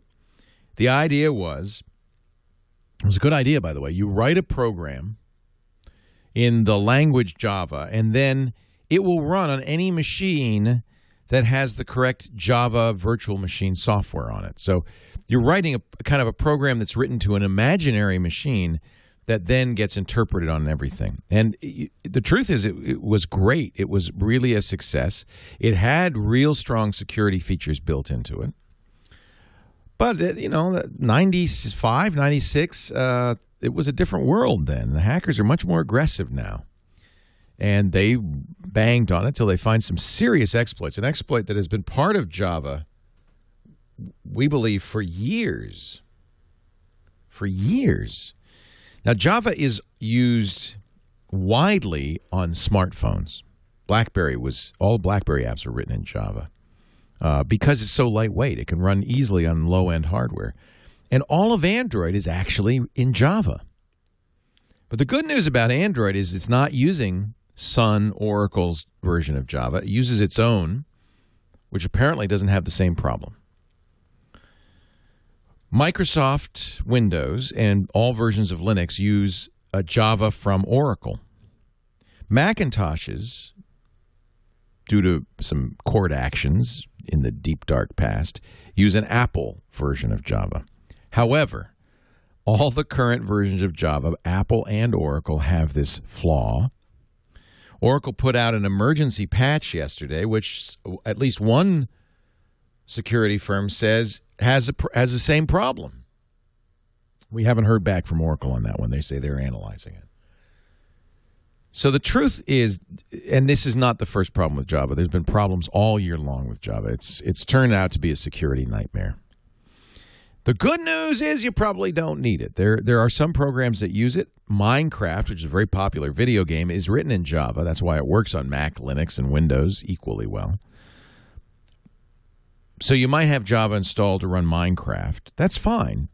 In that case, just go to your browser and disable Java. Just say, not JavaScript, by the way, just disable Java, and you're good. Most new browsers now, before they run Java, Safari does this, Chrome does this, will say, hey, Java wants to run. You sure that's okay? If you didn't try to run a program that you know uses Java, say a game program or Citrix or something like that, you should say, no, don't. You should pretty much get in the habit of saying no to that question. Do you want Java to run? No, don't allow that. Because if you just went to a web page and you got that pop-up, that means that web page is probably trying to infect you. So say no, don't allow it, and you're fine. You might want to disable it in your browser, and if you know you're not using it, you might want to uninstall it. Every system is set up so that if it needs to use Java, it will tell you, hey, before I can run this program, you need to download Java. With any luck, there will be a good, successful patch to fix this problem available, and when you do download Java next, it'll be clean. But don't have it on your system if you're not using it. It's just too dangerous. It's just too dangerous. And if you have a Macintosh, unless you explicitly installed Java, you don't have it. If you have an iPad, you will never have it. Apple will never allow Java on the iPad or the iPhone. It's on Android phones, but it's safe. It's on all desktop computers except for the Macintosh. Uninstall it. Then you'll be fine. Ray in Riverside, Leo Laporte, the tech guy. Hi, Ray. Yes, sir. How you doing? I'm good. Hey, I got a question to ask you. I received a call this last week. Basically, it was from some guy from overseas. You could tell that, and they're saying, "Gee, you got an infection, a virus, etc." We're from Microsoft, etc. Yeah, we're from Microsoft. We're here to help. And I started thinking this doesn't make quite good sense. Good man, Ray. You were suspicious immediately. And then he calls back. So I'm trying to help you. Yeah. So then about 2 hours later, he called like 3 times. Oh. All right. And I did my natural virus scans and all that and found no viruses, etc. And I believe that was just it's a lie. Somebody. It's a lie. They call people on Macintoshes It's a lie. So what they're doing, this is a sweatshop, usually out of India or China. All right. And the sweatshop calls numbers randomly. They're going through all the numbers in the book. And he says, "Hello, Ray. I am calling from Microsoft, and you have a problem." And what he'll do is they're very clever. They'll actually get you to run a system monitor on your system, and he'll say, "See, that is a sure sign. You see that? That is a sure sign you're infected. I need to take control of your computer to fix this." And you'd be amazed how many people, Ray, do not have your instinct to say, "What?" and do it. And then you know what the guy does immediately? He installs a virus on your computer. Right, okay. Because that didn't make sense, the whole thing, then, and you just mentioned this other virus thing. I ran that same scan, and nothing came up on that. No, you're all right. He until you let him fix your computer, you're okay. Yeah, no, I didn't do that. Definitely. Good man, Ray. Your instinct is great, and I'm really glad you called because there are thousands of people listening right now who will either get that call this week or already got it, and I pray that you did not say yes when he said, "Can I just put this software on your computer? It will help me fix it," because it will not. Look, Microsoft does not call you. They got more to do. It didn't make sense. So he went as far as so I have Dell, which I actually have the Dell software program. Well, he guessed. Right now. He guessed. And I said, well, if anything, I'm going to go to them and ask them to go scam me. Let them do it. Now, you're fine. You do not have a virus. He was calling a random number. He might have said some things that convinced you. They don't care. They call people with Macs, and when you say, well, wait a minute, I have a Mac, they go, click. But the part of the problem is these guys are very convincing because, as far as I can tell, in many cases, they are actually tech support people with some free time. Okay. So the same companies that I've been told that contract out tech support to big companies, when they're not busy, will have them make these calls. So they sound very realistic. Oh yeah, it sounds real, But then just wait a second here, Oh, I'm thinking, Ray, you have. I'm so glad you have those instincts. Yeah, I am too. I don't need their problems. Exactly, and yeah, because I get calls frequently from people who say, "Hey, I did this. Did I make a mistake?" And then I have to tell them, "Yes, you did." Good deal. I appreciate it. I got one more quick question. I'll let you go. I have a more camera than I have the ability to use. I have the EOS 7D by Canon. Incredible great camera. Camera. Oh, yeah. Just phenomenal. If I only knew how it worked. I love the YouTube video idea that you can make the video things. How could you what's a program that's easy to work that you can go video to video? So let's say you want to do a certain thing, then later on attach more to it. It's video editing. You already have it if you have Windows. It's called Windows Movie Maker. Windows Movie Maker, okay. Yeah, if it's not on your system, and it may not be, you can download it for free from Microsoft. Visit get.live, live.com, and download Windows Movie Maker. It's quite good. It's certainly good enough for free. Leo Laporte, the tech guy. Dangerous infections. Yeah. Do you see warnings? Yes, I have lots of warnings. Lots of warnings. Can I click on those ones? No, don't click anywhere. You don't need to click on anywhere, okay? Oh. Why? You will not get anything by click on that. You will not get, you will get nothing. Oh, right. Is it dangerous to click on them?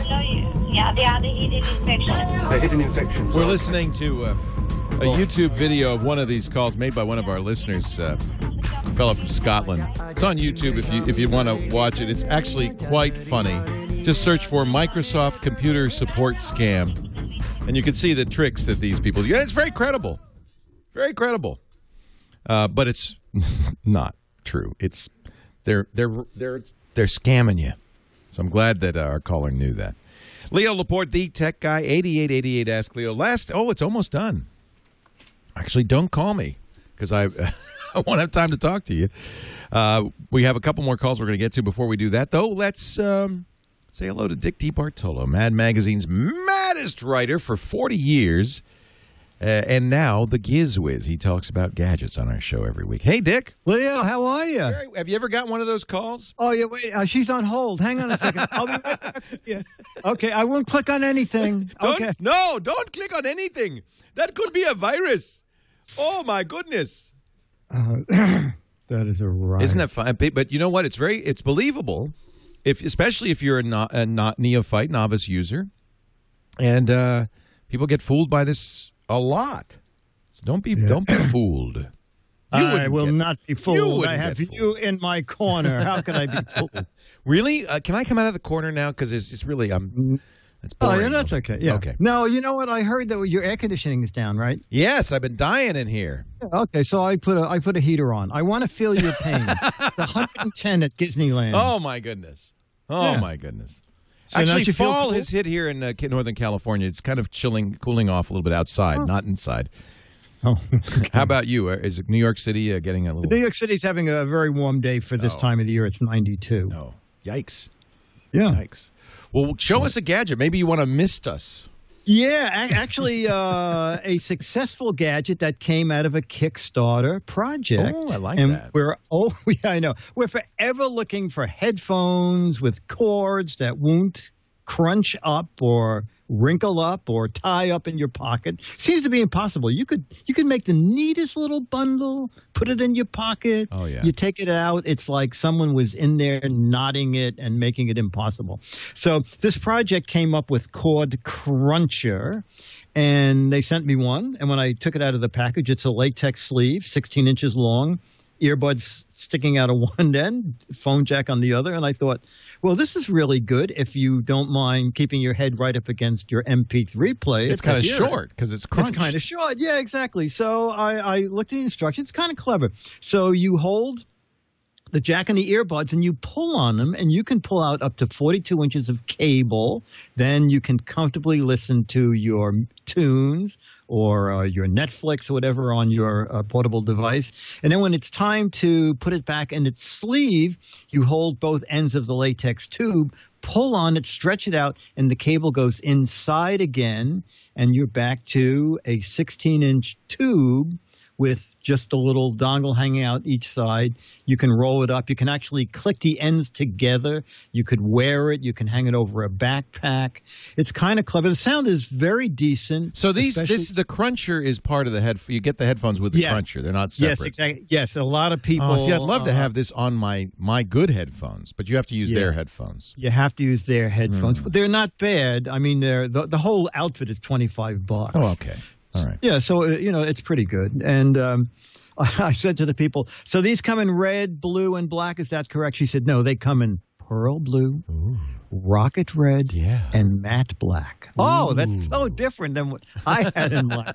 I was just thinking red, black, and blue. Now, do I have to buy it on Kickstarter? Or you know what, Cord Cruncher, Jason and I looked last week, and it had not gone to other websites yet, but it should be soon. They're kind of new. I mean, I think they've been around for a while. So this is interesting because they raised $60,000 on Kickstarter to kind of make the product.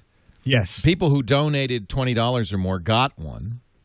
But I guess at some point the plan is, well, they'll start selling them online. Absolutely. And I think down the line they hope to be able to come out with a technology where you could probably use your own earbuds. But for now, just the $25 thing is what they have. And I see you can shop on cordcruncher.com.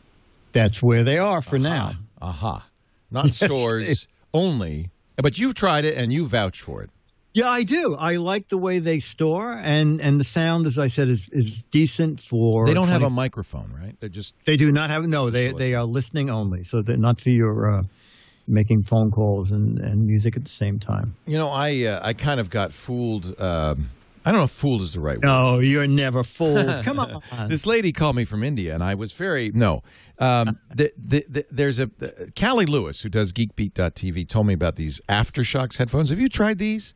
No. They don't go in your ear. They go on your temple.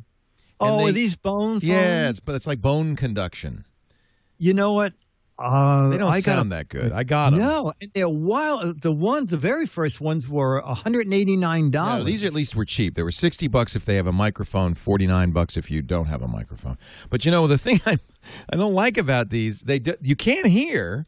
They go right on your temple. I don't know if that's because the sound's going through my bone or just going around the corner into my ear, but they tickle my temples. If I turn them up loud enough, I can hear them. My temples go. If you just want to tickle your temples, there's a little device that's just $20. The temple tickler. The temple tickler. Oh, yeah. Is that on Kickstarter? Yes. Okay. It will be in about an hour. Let's make a video. Dick's website is Giz Wiz, GIZWIZ.BIZ.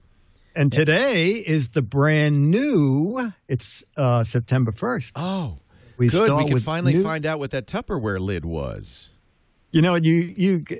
Hundreds of people said Tupperware. It's not. Well, you know what? It's very close. It was like a pie crust thing. It's called Baker's Band, and it snaps on to most casserole dishes. And the object is it doesn't let the food bubble over. So you snap it on to the round casserole or the oblong. It's a lip. It's a lip. That's exactly right. It goes around your pie plate. Right. But it's silicone. It's not that the pie doesn't bubble over. It just gets caught by the lip. Well, yes. Yeah, that's true. That's true. Okay. It's oven-proof. A casserole dish lip. Now, you gave away 12 Mad Magazines for the right answer. Did you get 12? We only got one right answer. One? Wow. We won. So I gave away 30 for the silly answers. And I'm sure there were quite a few. Now we've done submarine portholes. And we're doing it again. This is, if you go to gizwiz.biz, I'm looking at it. I know it's radio, so you can't see it. So you have to go to gizwiz.biz and click the what the heck is it for a chance to win. This is radio? Oh, I put pants on. Oh, no, so you didn't need to. Okay. It's so hot in here, I took them off. So there. So. Oh, okay. Yeah. So I don't know what this is. This is anyway. You don't have to know what it is. If you just give a clever answer, you could have a chance of winning. Or stupid. An autographed copy of the November-December issue of Mad Magazine. Dickie D, thank you so much. You're welcome, sir. Stick around, Dick. Are you going to do your Giz Fizz? I'm doing my Giz Fizz today. After the radio show, Dick sticks around and answers questions, plays match game, does stuff like that. So if you're watching the live stream from our studios at the Tech Guy Labs, we let him take over. You know, it's good because I have to rush home. You know why? Henry, my son, is having his 18th birthday party tonight.